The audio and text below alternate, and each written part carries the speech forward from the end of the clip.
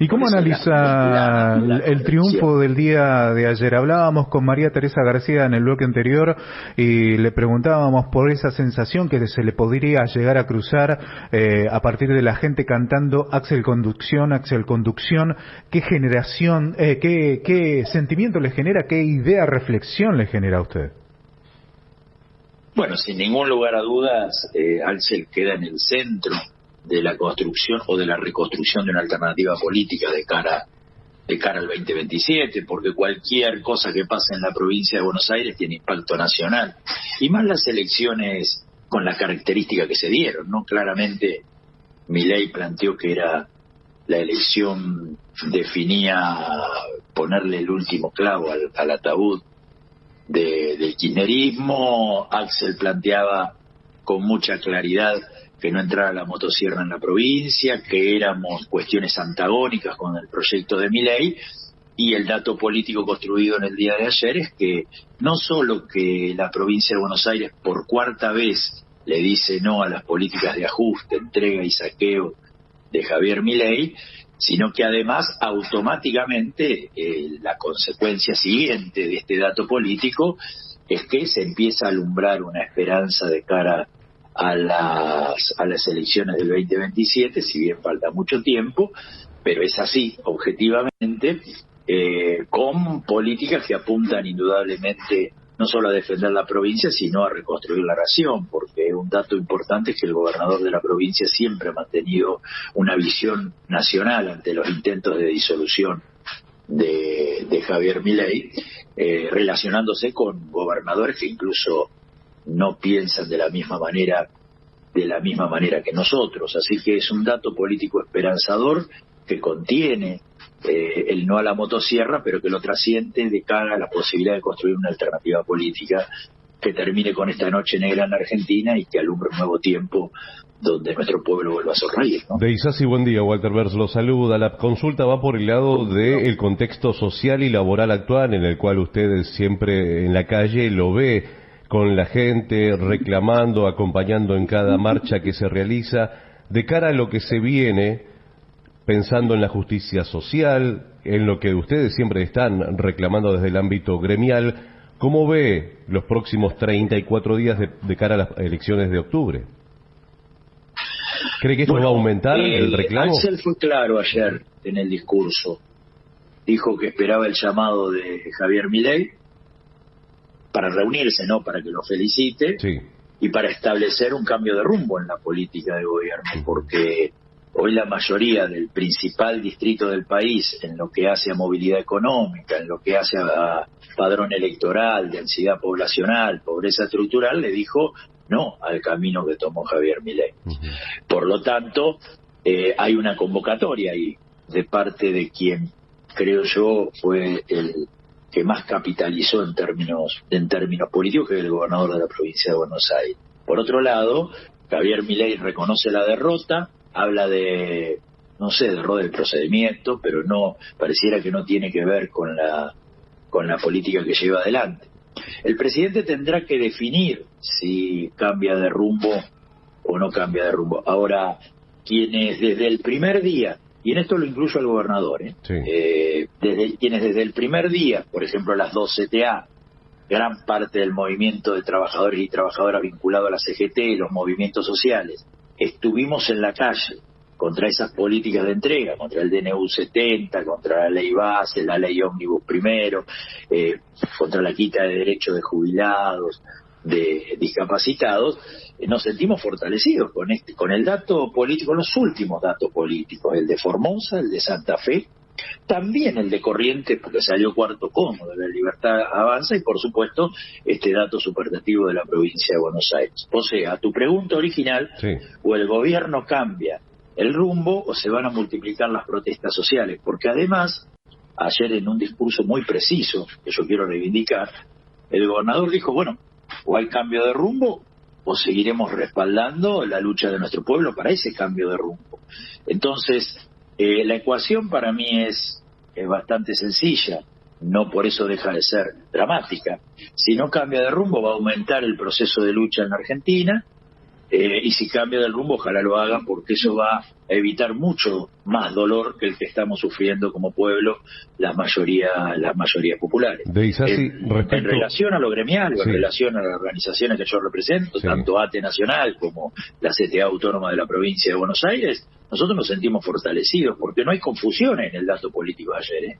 Es contra la motosierra, es por un cambio de rumbo y por la construcción de una alternativa distinta que rumbee para el lado de la soberanía, del trabajo digno, de la producción, que profundice la democracia y que todo eso redunde en justicia social. Ese dato nos fortalece también para seguir luchando y resistiendo a la política de Milei. A eso le quería consultar justamente de esta alternativa, de este cambio de paradigma respecto al ámbito dirigencial. La pregunta va: ¿este cambio es con Axel de conducción, como lo hizo mi compañero recién en la consulta? ¿Es con Axel a futuro como un candidato presidenciable? Pero atrás de Axel hay muchas caras que son las mismas, a las cuales la gente en la elección anterior les votó en contra. ¿Cómo se hace para empezar a hacer ese cambio? Me parece que el garante del triunfo fue Axel. Entonces, mientras Axel tenga un nivel protagónico, todos los demás estamos detrás de una síntesis, de una propuesta. Ese no sería un inconveniente, lo demostró la elección de ayer. Mirá, yo creo que la unidad fue un valor estratégico. Todos sabemos los problemas y los debates que hubo, todos sabemos que esa unidad se tiene que seguir fortaleciendo en función de un acuerdo programático, de un frente lo suficientemente amplio que nos permita recuperar el gobierno nacional. Ahora, si no hubiera habido unidad, aún con todos los debates que hubo, hoy estaríamos hablando quizá de otra cuestión. Entonces el desafío es ahora profundizar la unidad política, que no es amontonamiento, es unidad política. La unidad política es construir un frente programático, donde evidentemente todo lo que es el mayor factor de incidencia, que es el Partido Justicialista, en este frente esté unido, pero también convocando a todas, lo dijo ayer Axel, por eso digo que el discurso de ayer es para escucharlo varias veces, convocando también a todas las fuerzas políticas que quieran caminar por la soberanía, el trabajo digno y la producción, porque el peronismo solo no garantiza el triunfo un gran frente que sí sea, en el cual sea protagonista el peronismo. Y por lo tanto, el PJ, para hablar más claramente, porque yo soy peronista, soy de Unidad Popular, pero soy peronista, no estoy en el PJ, el PJ tiene que resolver todas las discusiones de tal manera que se transformen en unidad. Como los que están enfrente saben que la fragmentación debilita cualquier hecho político, trabajan para dividir. Entonces, sortear la división como la sorteamos de cara a la elección de ayer y de cara a la elección del 26 de octubre no es un dato menor, porque nosotros veníamos de una derrota en el 2023 y la derrota genera dispersión y fragmentación, y quienes nos ganan trabajan para que esa fragmentación y dispersión se profundice. Entonces, el dato de la unidad, el dato de que nos debería poner contentos a todos y a todas, que nazcan nuevos liderazgos de cara al futuro, me parece que son dos datos insoslayables. Entonces, a tu pregunta original, la unidad es un valor estratégico, como lo fue en la calle cuando resistimos a Milei y vamos a seguir construyendo unidad. Es un valor estratégico en el plano electoral siempre y cuando sea una unidad programática, y el nacimiento de nuevos liderazgos de cara al futuro es un dato esperanzador, el cual nos tendría que poner contentos a todos y a todas. La unidad como instrumento me parece que debe ser, no como programa. El programa... No, la unidad programática, estoy diciendo. La unidad en torno a un programa. Ok. O sea, y cree que va... una cosa es el amontonamiento. Sí. Donde conviven sectores que dicen que hay que bajar salario y sectores que decimos que hay que llegar a la canasta familiar. Eso es un amontonamiento que termina en una disputa interna feroz. Sí, igualmente la disputa... Sí, está bien. No tienen una agenda tan dispara, pero la disputa interna es feroz. Actualmente, puertas adentro de el peronismo. ¿Cómo pueden...? Pero se resolvieron por enfrentar a Milei. pero no se resolvieron del todo. El jueves pasado Máximo le enrostraba a Kicillof que no invertía dinero en el municipio de Quilmes, cosa que doy fe, soy ciudadano de Quilmes. Digo, están las internas. A ver, están los debates. Las internas se resolvieron cuando se conformaron las listas de cara al 7 y de cara al 26 de octubre. Insisto, la unidad, aunque compleja, en este momento difícil es un valor estratégico. Tenemos que avanzar a la unidad política de cara al 2027 y ese es un desafío para el cual, al menos nosotros, Unidad Popular, la CTA Autónoma, vamos a trabajar. ¿Cómo? Para nosotros hay varios ejes. El primero, reconocer el liderazgo en este nuevo tiempo de Axel Kicillof, sin ninguna duda, reconocer el peso político de Cristina Fernández de Kirchner en la estructura y en la estrategia de cara al futuro, y por supuesto reconocer que hay otras fuerzas políticas que pueden contribuir a un triunfo de cara al 2027. Esos tres componentes se van a tener que alinear. Yo creo que se van a alinear, porque si pudimos, en el marco de este debate tan público que hubo, pudimos alinearlo, yo creo que este triunfo del 7 le va a hacer bien para esa unidad política y programática. Todo aquel que esté en contra del ajuste, la entrega y el saqueo y a favor de la soberanía, el trabajo digno y la producción y tenga una actitud patriótica, seguramente va a estar en el marco de la unidad más amplia para derrotar a Milei y alumbrar un nuevo tiempo en la Argentina. Por eso este dato del 7 tiene que servir para asumir el desafío de una unidad política más profunda. Y yo confío que así va a ser, y nosotros que tenemos la autoridad de haber estado construyendo la unidad más amplia desde el primer momento en que Javier Milei avanzó por el ajuste, la unidad más amplia en las calles, vamos a trabajar para que se consolide esta unidad en el plano político electoral y que se irradie a lo largo y ancho del país. El debate que viene en el 2026 es reforma laboral, reforma impositiva, reforma del Código Procesal Penal. ¿Cómo encara esos debates que tiene por delante? Hago foco no en el peronismo, donde las visiones son tan diversas, sino en el sindicalismo que usted encarna. ¿La ve necesaria a una reforma laboral? Y si la ve necesaria, ¿por dónde tendría que ir? ¿No es entregarle un cheque en blanco a un sector antisindical, antiobrero, también ceder todo el protagonismo a la Libertad Avanza en esta materia?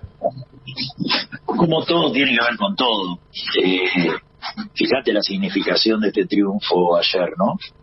Que le complejiza más aún la reforma laboral que quiere hacer el gobierno, que es la quita de derechos, es avanzar hacia la mano de obra esclava, es tratar de abaratar la mano de obra en Argentina para que sea otro factor de ganancia. Por lo tanto, nosotros ratificamos, porque desde el primer momento y siempre estuvimos en contra de las reformas laborales neoliberales y le pusimos el cuerpo a eso. Y por lo tanto ratificar. Ahora, insisto en lo que te dije anteriormente, nosotros con el dato político de la elección de ayer nos encontramos fortalecidos para dar la pelea contra ese tipo de políticas como es la reforma laboral, y creo que el gobierno, más allá que le cueste reconocerlo, se encuentra debilitado para avanzar a fondo en esos términos.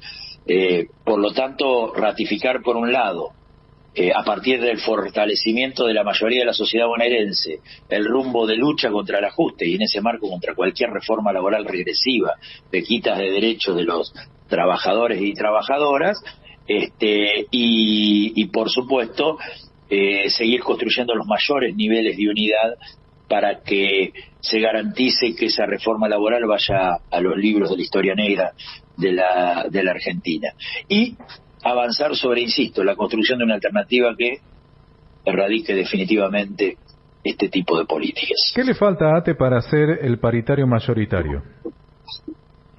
Todavía nos falta afiliados, estamos creciendo de manera vertiginosa. La verdad, yo estoy muy contento. La provincia de la que yo vengo, al calor de la lucha, se convirtió en el gremio más grande de la provincia de Buenos Aires, en cantidad de afiliados, de seccionales y demás.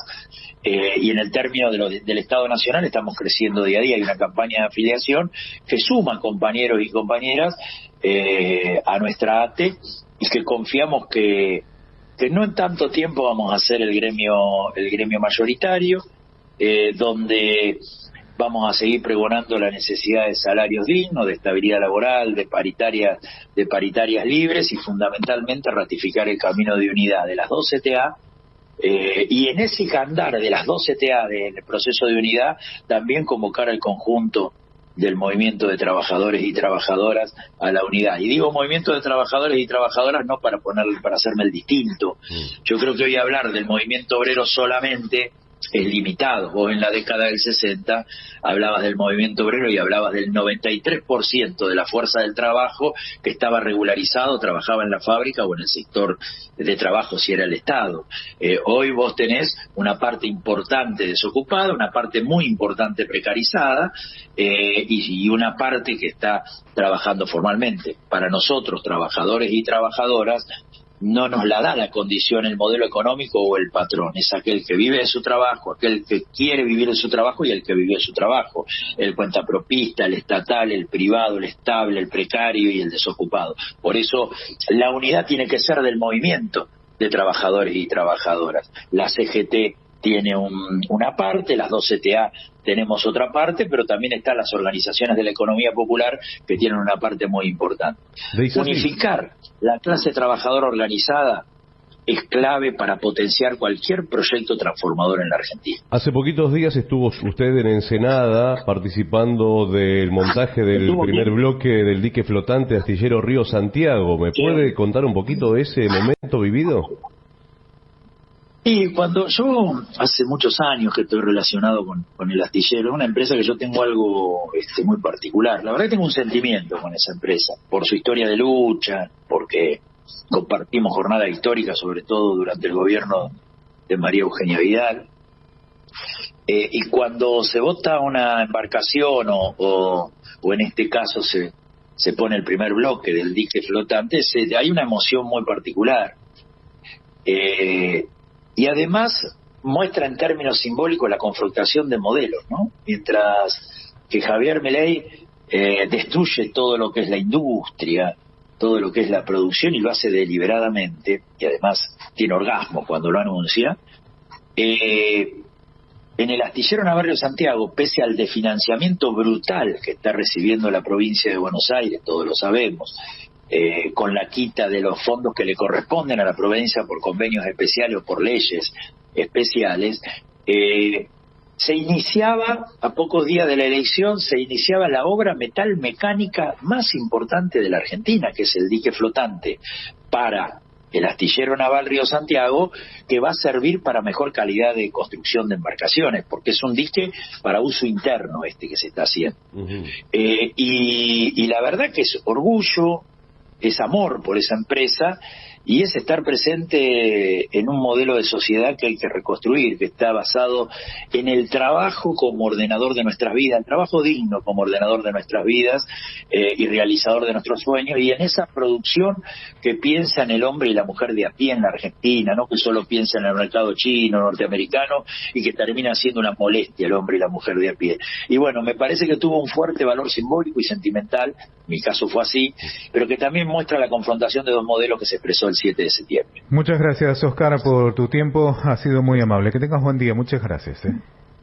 No, por favor, gracias a ustedes y ya cuando quieran.